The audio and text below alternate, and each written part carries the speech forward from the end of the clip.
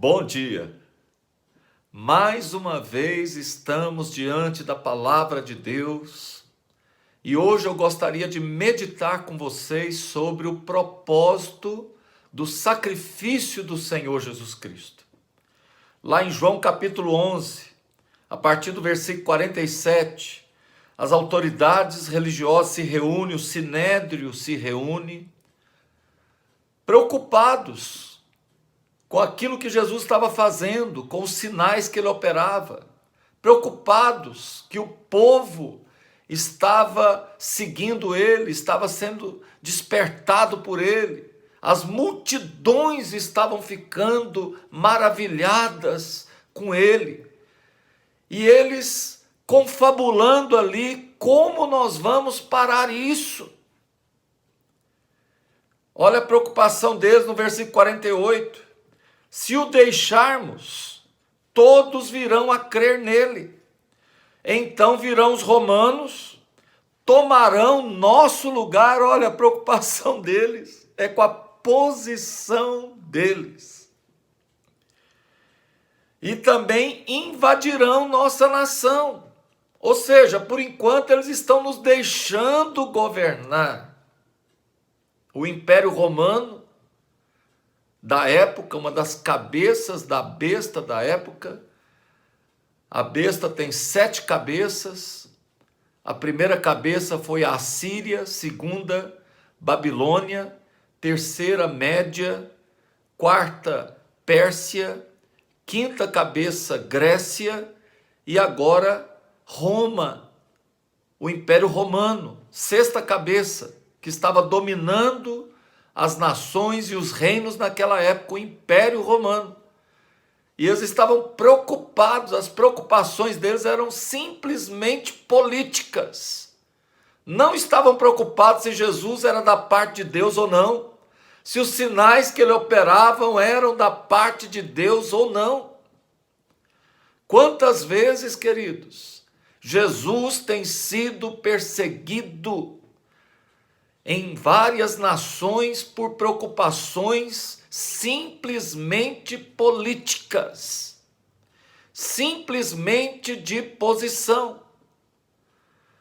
Ali nós vemos a razão de muitas guerras, inclusive guerras religiosas, guerras por poder, guerras políticas.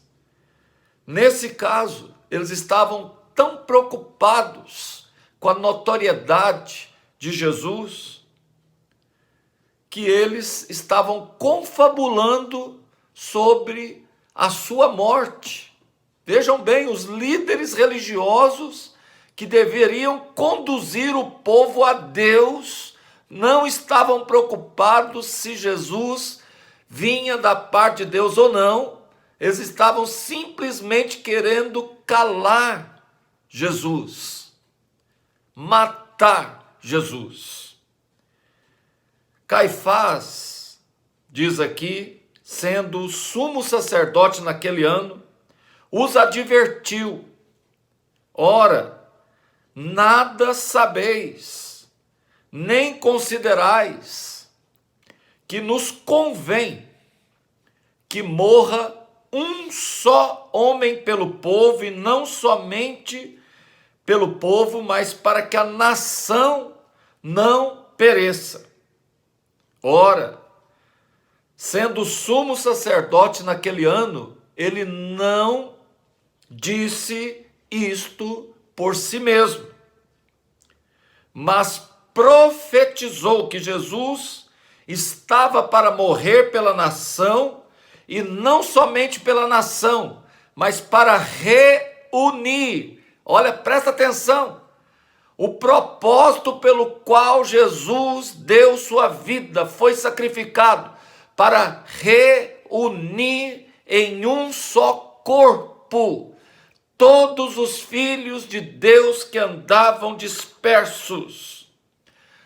Todos que estavam dispersos em todas as épocas vão ser reunidos, convergidos na pessoa do Senhor Jesus Cristo.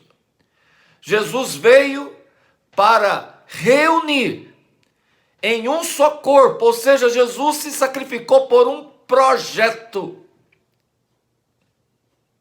E esse projeto se chama igreja.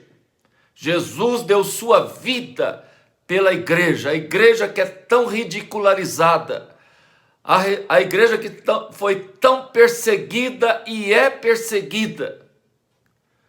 A igreja é o objetivo de Jesus. Jesus veio para edificar a igreja.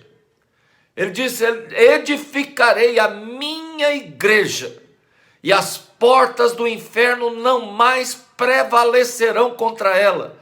Por isso há uma guerra declarada entre o inferno, entre as forças das trevas e a igreja. Por isso a igreja é tão perseguida. Por isso a igreja muitas vezes foi sacrificada como Jesus. Por isso que a igreja é tão odiada em várias épocas, porque ela é o projeto pelo qual Jesus deu sua vida. Ela é a sucursal do reino de Deus aqui na terra, a embaixada do reino de Deus na terra. Ela já é o reino de Deus na terra. Por isso a igreja, ela é tão odiada, tão perseguida. Jesus disse aos seus discípulos: olha, não é o discípulo melhor que o seu Senhor. Como perseguiram a mim, perseguirão a vós também. A igreja é o projeto pelo qual Jesus deu sua vida. E deixa eu te dizer uma coisa: quem persegue a igreja, quem escarnece da igreja, está escarnecendo do projeto pelo qual Jesus derramou o seu sangue. Jesus figurativamente se relaciona com a igreja como o marido e a esposa. Efésios, no capítulo 5, no versículo 25, está escrito: maridos, amai vossa esposa, como também Cristo amou a igreja. Olha aqui a comparação. Olha aqui como Cristo amou a igreja. E ele está ensinando os maridos. Numa aliança de casamento, as ordenanças para marido e para esposa são diferenciadas. Para a esposa, a palavra de Deus diz que deve se sujeitar, deve honrar o seu marido, deve respeitar o seu marido. Homem precisa de respeito. Tudo que o homem faz desde pequenininho é por respeito.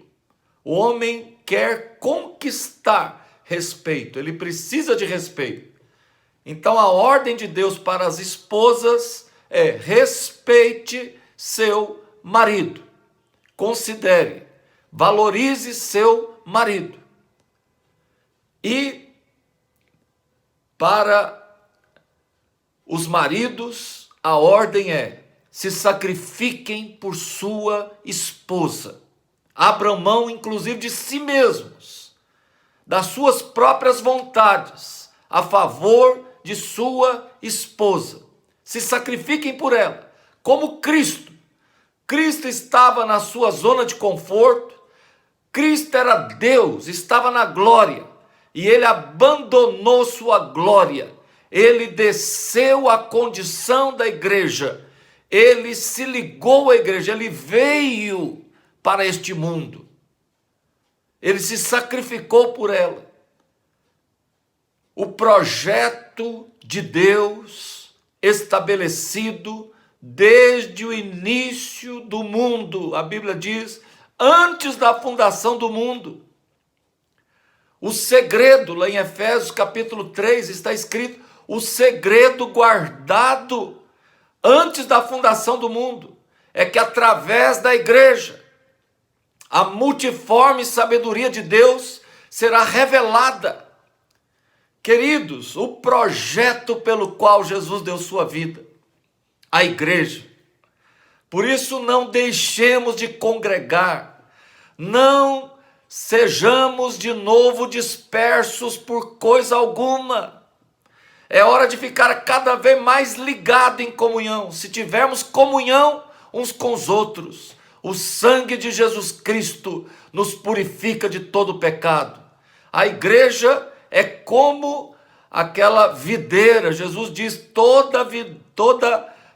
galho, todo ramo que está ligado na videira vai ter vida.